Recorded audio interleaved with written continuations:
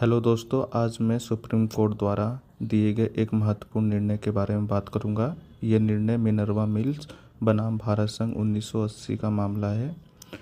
इसमें सरकार Sikh textile undertaking act 1974 के द्वारा कर्नाटक के बेंगलुरु में स्थित मिनर्वा मिल्स का नेशनलाइजेशन कर देती है। इसके खिलाफ मिल्स के मालिक ने स्टेट हाई कोर्ट में केस किया। वहां पर हाई कोर्ट ने मिनर्वा मिल्स के नेशनलाइजेशन करने की प्रक्रिया में कोई कमी नहीं पाई। वहां पर यह केस मिल्स के मालिक हार जाते हैं। फिर वह सुप्रीम कोर्ट का दरवाज़ा खटखटाते हैं। मिल्स के मालिक के केस का आधार संविधान के आर्टिकल 19(1)(g जो व्यवसाय करने का अधिकार प्रदान करता है, वह आर्टिकल 31 जो संपत्ति का अधिकार प्रदान करता है। इससे पहले मैं आपको बता दूं कि 42वें संविधान संशोधन 1976 द्वारा दो प्रमुख चीज़ें संविधान में जोड़ी गई थी। पहला आर्टिकल 31C व दूसरा आर्टिकल 368 जो संविधान संशोधन से संबंधित आर्टिकल है। इसमें जुडिशियल रिव्यू को ख़त्म कर दिया गया था, यानी न्यायिक समीक्षा, न्यायालय के द्वारा जो न्यायिक समीक्षा की जाती है इसको ख़त्म कर दिया गया था।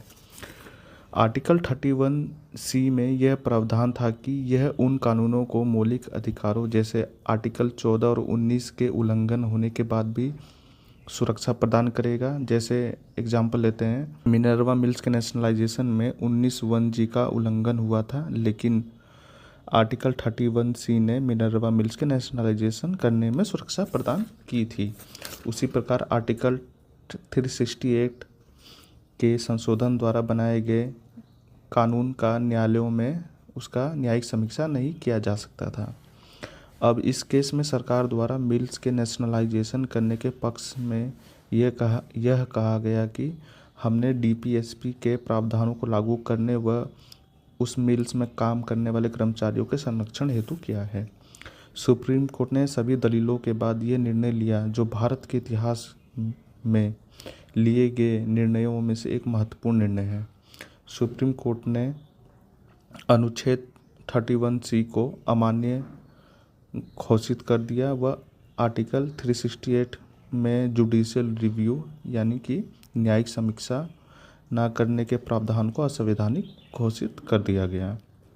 लेकिन ये केस में मिल्स के मालिक के पक्ष में फैसला आने के बाद भी मिनर्वा मिल्स उनकी नहीं हो पाई।